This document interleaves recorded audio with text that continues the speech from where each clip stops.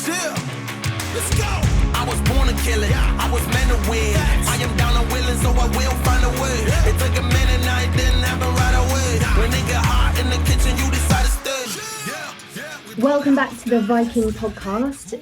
We are joined by Andy Simpson from Precision Rifle Series UK, also known as PRS UK. Welcome, Andy. How are you doing? I'm not too bad. Thank you very much for having me on. Thank you for joining us.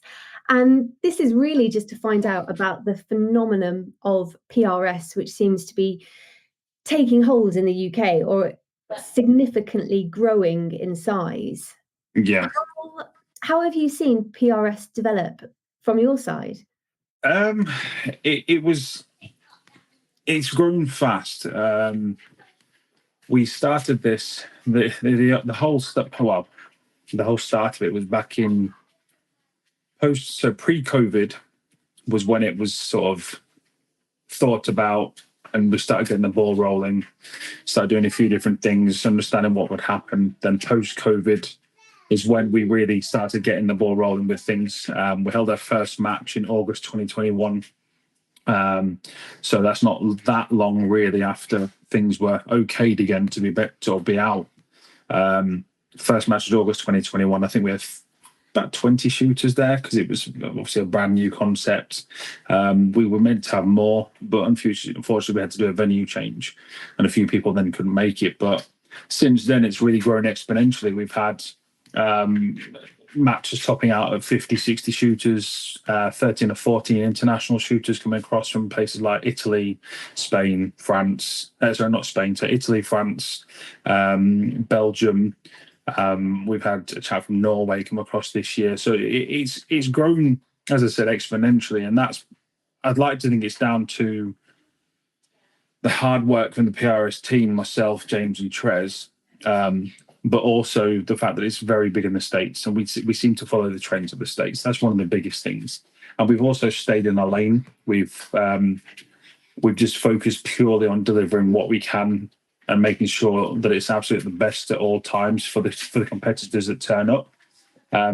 So all of that is the main reason why it's kind of grown into the phenomena that it is right now. There is other match organisers that have helped push it along the way as well. Without those, there's obviously growth that comes from them, and there's kind of a cross-pollination between other match organisers and ourselves. So that does happen. But yeah, without sounding a bit big-headed, we are what I refer to as the elite match organiser in the UK. And that's literally, as I said, down to the hard work of the team, staying in our lane and the natural growth of it all, really. What made you set up PRS UK? There's a little bit of boredom, actually. In fact, sort of, there was a previous match organizer that was doing things a certain way, and we felt that there was a gap in the market to do it our way. Myself and Trez were the original two that came up with the idea of starting it properly in the UK. There was a little bit of boredom in there, so we're like, yeah, what can we do to fill the time? We both started shooting precision rifle. We sort of met through another influencer called Pete Milan from there's Impact Shooting in South Africa, and I know Pete, and it kind of spurred from that, really. We started going, well, what you're doing is nothing really. And then we started talking more about matches and wanting to attend them. And then we found the UK provider, felt that we could do it better. And then it went from there, basically. We just dove straight in, grabbed the bull by the horns and went for it that way, basically. It sounds amazing. So it basically got sparked from just an idea. And now, you've got a significant following. And for those people who haven't come across PRS yet in the UK and are thinking, what is it? Can you describe what someone can expect if they go and watch a shoot or a competition? What's it going to be like for them? Well, there's still quite a big education piece still missing on PRS in the UK, and we try and address it as much as we can, as often as we can, and we try and introduce people to the sport as often as we can. I did an interview at the last match when we had Viking there, and they had a film crew. And we did a bit of sort of a piece on it. Then we've done a few podcasts with some big podcast organizations, but there's still that lack of understanding, lack of education in the UK on exactly what the discipline is. So people have still got that little bit, oh, what is it? So if somebody was to turn up to a match, it would look like a bunch of grown men running around with rifles, basically. Okay, that's what it looks like from afar. But there's a lot more to it. There's a lot more technique, understanding, skill to what we do. It's in the simplest term, it's engaging targets at distance, which are 1 MOA to 2 MOA in size, which means anywhere between sort of 6 and 10 inches at distance, engaging them multiple times from different positions under a time constraint. That's the simplest form of putting it for people. So lots of movement, lots of engagement on targets, lots of thinking about wind, lots of understanding how your body makes the rifle move around, and having fun and being, and it sounds a little corny, but being safe is absolutely critical in what we do. But being sort of having fun with what you are doing on range is the biggest thing. But like I said, it does look like just a bunch of guys running around the state, around on a range with rifles, waving them around in the air. And when we first approached Pro Shoot, we had to kind of justify to them, look, we promise you, it's not just a bunch of loonies waving guns around. There is safety in this, and there is some real logic that goes to what we do. But yeah, overall, it's just great fun, engaging targets at distance, steel targets with match rifles, basically. If someone wants to get involved and they're starting from scratch, do they need to have any training, and what kit is the kind of starter kit or basic kit that they'd need? A rifle with an optic and understanding your data, so your dope. That's about it, basically. You don't have to have fancy rifles to be able to do what we do. We do have people turn up with their stalking rigs and have an absolute blast, and then all of a sudden you see them buying new rifles and new chassis systems and stuff because they got the bug. But you don't have to have any of that to be able to do it. People will turn up with a 223 rifle that they might just so happen go varmint shooting, foxing or something with. You get people turn up with a 243 that they go and go stalking with. And then there's that natural progression. But the biggest thing is to really believe that it's not as daunting as it looks. The community and the people involved are very, very, very friendly. Turn up with what you've got, and if you haven't got it, somebody in a squad will likely throw it at you to use. A barricade bag, a cuddle pillow, an extra magazine, whatever it might be, or an extra better bipod, or whatever it might be. You'll generally get it past you and say, there you go, have a go with that, no problem at all. So safe mentality, attitude to have fun, a rifle, which you know your data with, an optic that's dialable and that you can see clearly downrange. And that's it. That's literally all you need. How much would that kind of starter kit set you back? Depends what you go for, really, I suppose. If you go for just a typical off-the-shelf brand, you can pick up a package for, well, let's break it down. If you've got a barreled action in any particular brand, it could be anywhere between £800 and £1,000. You can put that into a chassis for maybe £500-600, depending what you go for. You don't have to buy new. But that's if you start sort of going a little bit semi-custom. If you just buy something off the shelf, the deals are there to be had with a lot of retailers. And I know there's a lot of stockists that Viking deal with, for instance, and that put packages together. There's also new factory options, which are on the shelf as well. I know that Savage have just released the new 110 Precision, which is at the top end of what I'd consider a starter package, but it is available as a starter package, but the cost is what you make it. I know that's I'm kind of not dodging the question, but the cost is what you make it.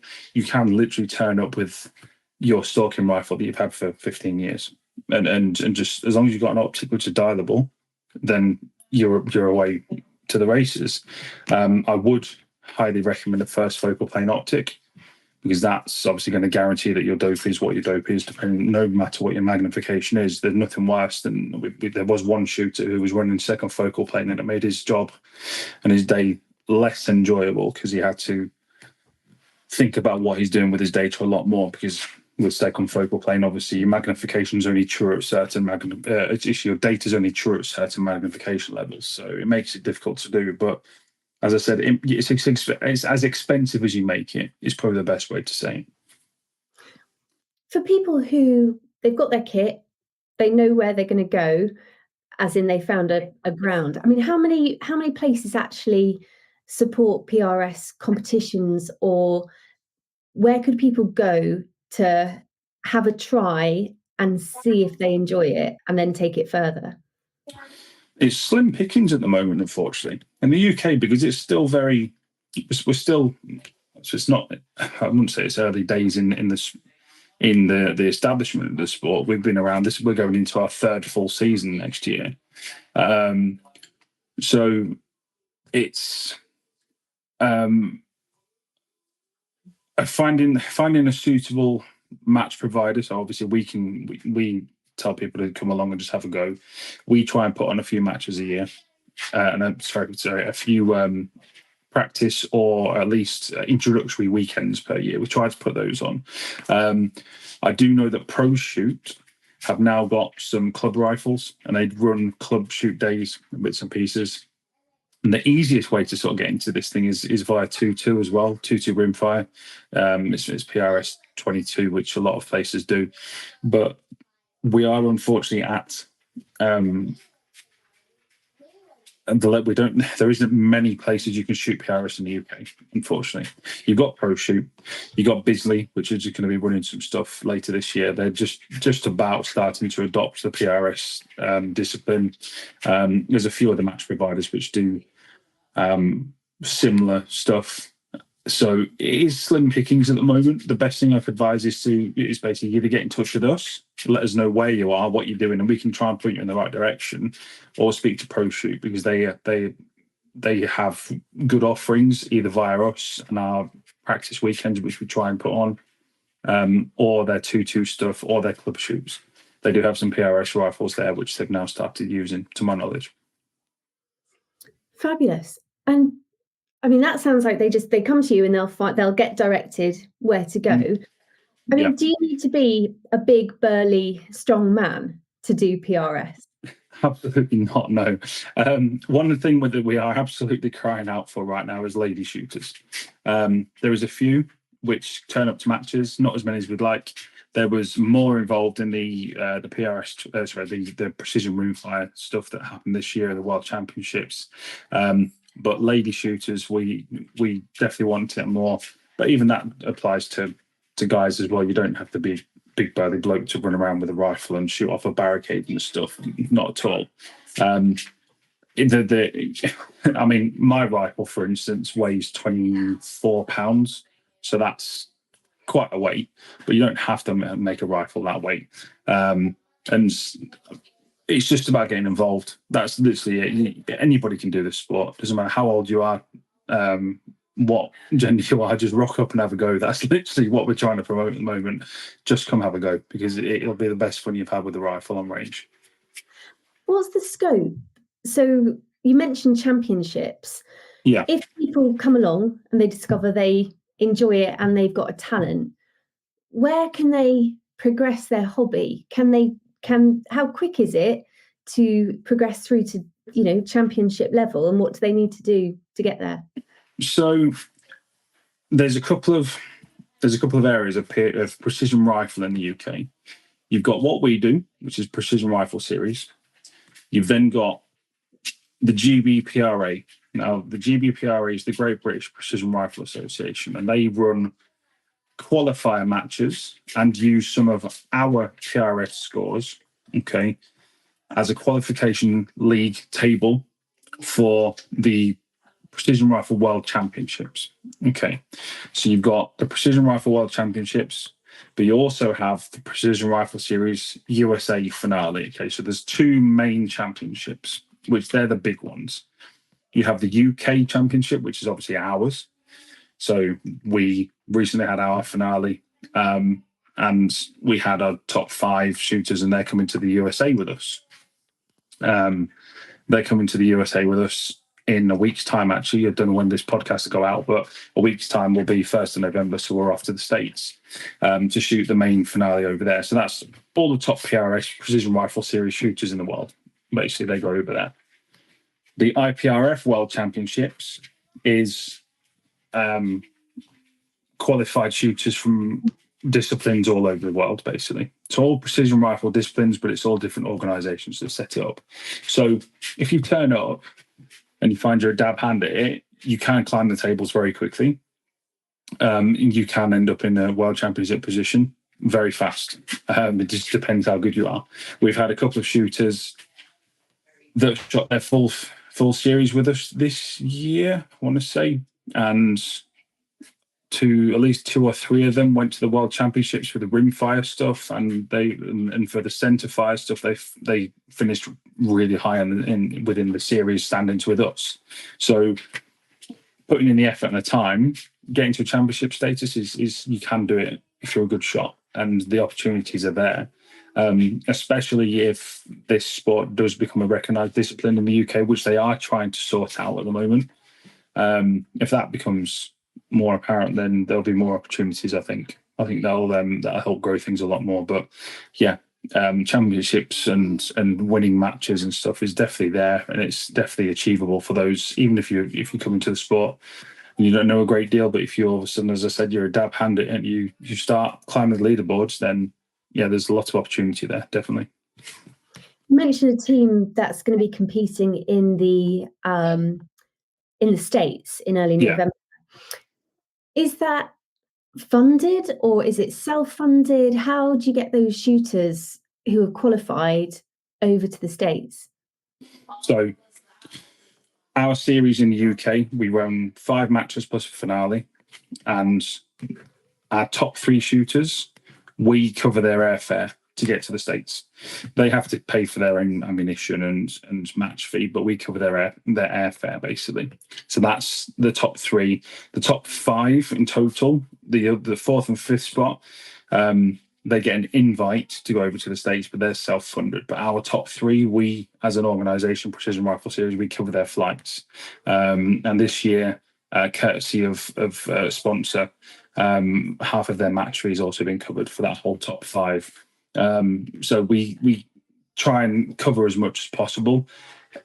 If the sport grows as much as we hope it will, you never know, maybe it'll end up being a lot more funded. But right now it's the top 3 which get their flights paid for. So that's obviously quite a big price anyway.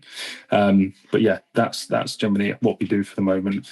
There's 5 of them plus myself and James, which is one of the chaps who runs PRS, because we get to go over there and shoot because we're match directors. We get an invite to go there and compete as well. But our top 5 will be going over there for that.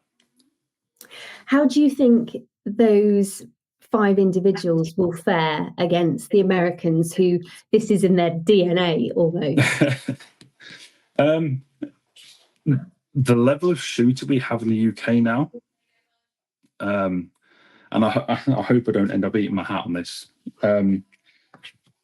The level of shooter that we have in the UK now is a lot higher than it was 12 months ago. We went over last year and did reasonably well. This year, I think we might upset quite a few Americans. I think, the standard is very high now. We've got shooters such as Joshua Martin, who is top shooter in the UK, basically. In the United Kingdom, he's top shooter. There's also Lawrence Barnes. He's one of the best shots in the UK. He's also the world champion factory shooter from the World Championships last year. So he won that. And they've got loads of accolades between them. We've got Joe Pask, who is obviously he's a Viking Field team member and Loophole sponsored shooter. He's also one of the top shots in the UK. So we've got a hell of a team going over there. And I think we might upset a few people this year, but it's give us just over a week, and when we come back, if we're crying into our cornflakes, you know why. But I think there's a good chance we're gonna we're going to do really well this year, definitely. What are you most excited about with PRS and the future? It's growth of this, really, because it's already, as I said, growing exponentially. We've got more and more people are getting involved. There's some exciting things happening in terms of European stuff. I won't say too much right now because there'll be announcements coming out. I don't know, as I said, I don't know when this podcast will air, but there's a lot of exciting stuff happening in terms of Europe, and the ability to shoot for championship status for Europe. That's as much as I'll say. So there's a lot of stuff happening there. So and overall, the growth of the sport in the UK is it's, like I said, it's growing at a rate of knots. We're constantly getting new people involved. We see, I want to say, between 2 and 3 new shooters at every match. So that's obviously they're brand new shooters that come up and turn up to a match and shoot and have an absolute blast. So the most exciting thing is to see just how big this gets. We're only a little island. We've only got a few places we can shoot, but there's a lot of people that want to get involved in this. It was only yesterday that I was speaking to the local constabulary and about some bits and pieces, and the firearms officers from there, they were very intrigued. They've heard of it, they know what's going on, and they were impressed at the growth and how things are happening. There's a lot of talk about the discipline even within the police and the firearms officers. They now know what it is. So when you get somebody ringing up and saying, "Oh, I want to be able to shoot precision rifle," they kind of have an idea now, which from the start was part of our goal as well. We started getting people asking, "Oh, can we shoot precision rifle based on our firearms certificate?" So there was a bit of an education piece on that we had to go through and start speaking to firearms officers and explaining what it was. And it happens on target ranges, and they're all Home Office approved ranges, or they're official ranges, they're insured as ranges, etc., etc. So the overall growth in the UK, if it carries on doing it the way it is now, I think we'll be seeing 100 shooters at each match next year, by the end of next year, if it carries on doing what it's going to do, and with this introduction of the European stuff, which is very exciting. Going back to your point on licensing, how long is it taking if people want to get into PRS? How long is it taking them to get their firearms certificate? Sore subject in the UK at the moment, I think. So most of the people listening to this podcast, they're either going to be a stalker or a hunter or already have a firearms certificate already. So they're okay. They can put a variation if they don't have a target condition or an open license or already part of a Home Office approved club or the many ways that you can get involved. For new shooters or new people that want to get involved, I mean, unfortunately, I've heard horror stories of like 2-year waits, which is a real shame. I know. I want to say I won't name any constabularies. Actually, I know that one is at least 2 years. I know sometimes variations are taking between 6 and 8 months. So unfortunately, the UK is not in a great position for new applications and new shooters. But I'd like to think that'll get better. I think we're still very much in a hangover from COVID, backlog of paperwork issues, systems problems. Some constabularies are running things a lot faster than others. I think the best advice I could give is to basically pick up the phone and speak to your firearms office and find out what the process is and see how long, if there is any wait, or what it would be and what you can do to speed up the process, because a lot of people will put applications in and they'll get a response back from the firearms office and they go, "Well, what do you want that for?" And then they don't quite understand what they should be selling them or what it might be. So do your research, give as much information as possible onto your application, speak to the right people, give us a call. If you're looking to get into PRS and you don't have a license, or you need to make a variation, or you want to get involved in precision rifle in one way or another, just give us a shout. I'm more than happy to answer questions on email or whatever. Drop us a line, we can give you a call and help you understand the process of it. It's just, we can try and make it a bit less painless because, as I said to you, unfortunately, we're not in the best position for new applications and stuff in the UK. It's hopefully it'll get better, but yeah, we'll see how that picture pans out. Going from one L to another L, what is the kind of standpoint or future of PRS when it comes to non-lead ammunition? Right now, we don't know, is the honest answer. The legislations that they're trying to put in place, or the thing is, they're not even official legislation yet, or it's proposals, and there's still it's still not smoke and mirrors, but there's still grey lines here and very black and white. It's not in black and white. It's very there's nothing official, so we know that something's going to change. It's likely going to be the range facilities that will have to make the changes, not us. If they're you, for instance, I think there will be a case where rangers will have to have catch boxes behind every single target and have to get rid of the lead and bits and pieces. Right now, it's a big unknown. It's still a good few years off, and hopefully as it progresses, we can work out more and more. The problem is that monolithic rounds, they're not really, you struggle to find a range where you're allowed to use them. So that makes it quite difficult. But as soon as we know more, we'll advise and let people know as well. That's literally all we can do. And as soon as the government give anything official, we can work that out. I think that's a really honest answer about lead, because it feels that there's a lot of unknowns coming. And I guess that's all that people can do is keep listening and keep reacting to the consultations that are put out there for shooters and have their voices heard. Yeah, that's literally it. There needs to be a positive reaction from people in the community, that in the shooting community. I mean, the more people that react to it, the better.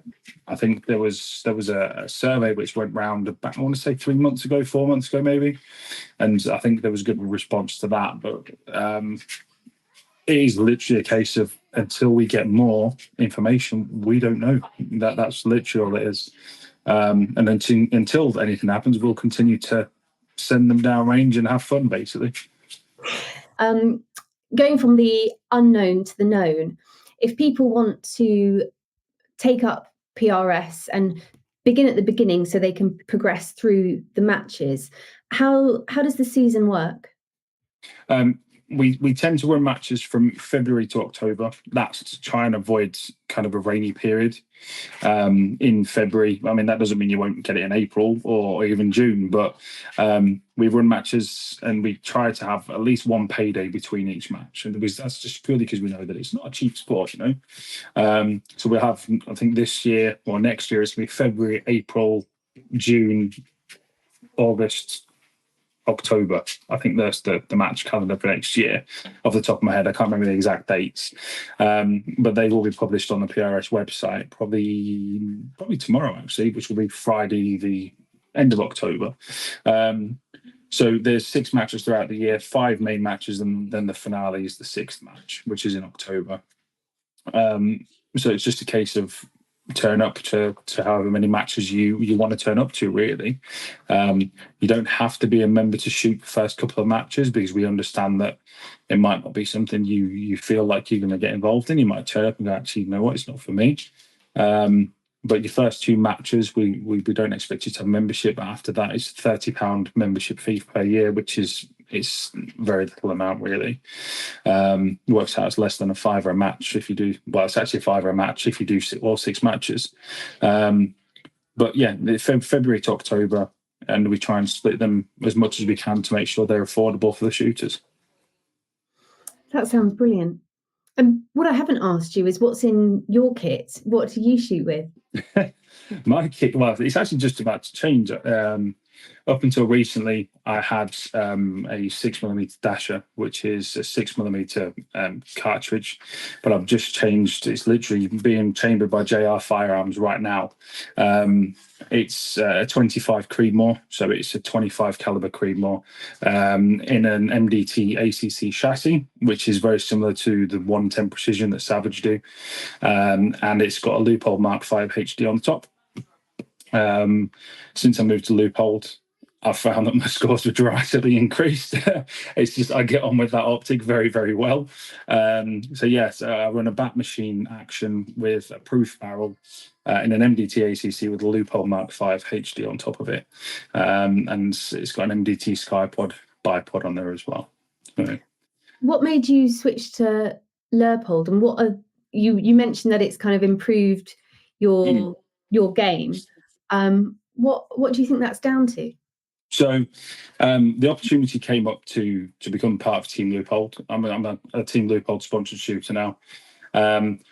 Leupold as a brand aligns itself better with my ambitions, but in terms of the actual optic itself, compared to the optic I used to run, the ergonomics of the optic, the way it feels, the clicks, turrets, the reticle itself, all work better with the way that I shoot. That's the main thing. Optics are subjective to the user.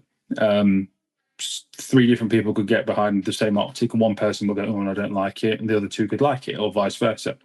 I've found that the Leupold makes a big difference in the way that I think about my shooting. That's the biggest difference. I don't have to think about the where I'm looking at on the reticle.